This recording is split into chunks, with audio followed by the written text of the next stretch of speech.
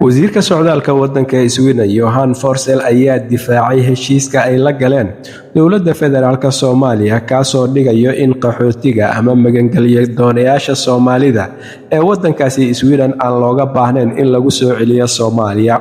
Waxa uuna sheegay in heshiiskaasi uu yahay mid miro dhal ah oo ay Sweden ka heshay faa'iidooyin badan oo ay isaga celiyeen dadka ay diidmada siiyeen iyo kuwa dambiilayaasha Soomaalida ah kuwa oo ay waddankooda ku celinayaan. Waxa uuna intaa ku daray in ay sii ballaariyaan heshiiskan oo ay gaarsiiyaan dalal kale si magangalyo doonayaal badan oo ay diidmo u siiyeen iyo kuwa dambiilayaal ah oo dalka Sweden ku suganba ay dalalkooda u celiyaan. Waxa uuna sheegay in natiijooyin cadcad oo la mahdiyo ay Sweden ka heshay heshiiskan ay la gashay dowladda Soomaaliya oo ay ku celinayso qaxootiga Soomaalida ay diidmada siiyeen iyo kuwa dambiilayaasha ahba. Waxa ayna hay'adaha socdaalka, ammaanka iyo booliskuba sheegeen in bishii November ee tagtay la celiyay muwaadiniin Soomaali ah kuwa oo lagu celiyay gudaha Soomaaliya. Waxa ayna intaa ku dareen in 14 ka mid ah 25 la celiyay ay ahaayeen dambiilayaal.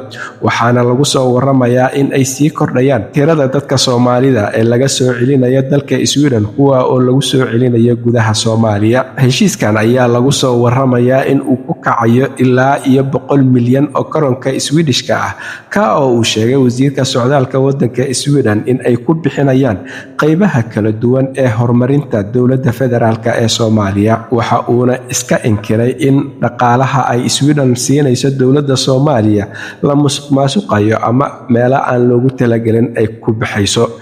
Wargeysyada dalka Sweden ee Ekot iyo Dagens Nyheter ayaa sheegay in walaac xoogan arrintan laga muujiyay in dhaqaalaha waddanka Sweden la musuqmaasuqo ama loo adeegsado si khalad ah. Arrintan ayaa waxa ay keentay in dad badan ay dacwado u gudbiyaan xafiisyada kala duwan ee baarlamaanka dalkaas iyadoo lagu soo waramayo in dacwadu ay gaartay hadda guddiga dastuurka ee baarlamaanka waddankaasi Sweden oo bilaabi doona ka doodista arrintan. Waxaana lagu soo waramayaa in xisbiyada mucaaradka waddanka Sweden ay arrintani ka muujinayaan baqdin iyo walwal badan. Waxaana lagu soo waramayaa in baarlamaanka iyo guddiga dastuurka baarlamaanka waddanka Sweden ay ka doodi doonaan arrintan. Mucaaradkuna uu soo bandhigi doono walwalkiisa ku wajahan magangalyo doonayaashan Soomaalida ah ee dalkooda lagu celinayo iyo sidoo kale dhaqaalahan ay dowladda Sweden gaar ahaan wasaaradda socdaalku bixinayso sida loo isticmaalayo iyo sida loo musuqmaasuqi karo.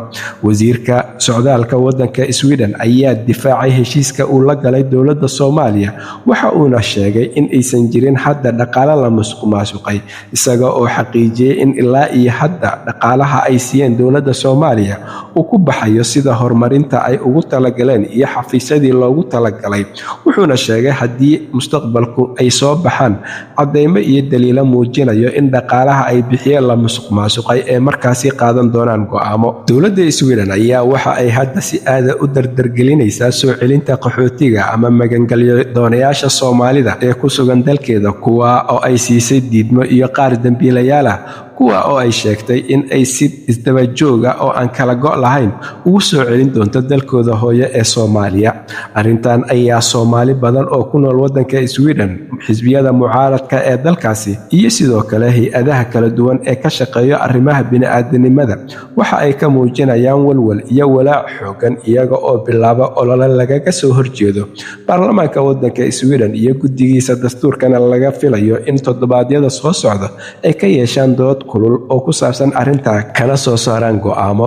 Halka warka kiisa ugu doorkaroon uu idinkaga imaanayo waa Somali Voice Norway ama codka Soomaaliyeed ee Norway. Waxaana idinla socodsiinayay aniga oo Cabdullaahi Shiine.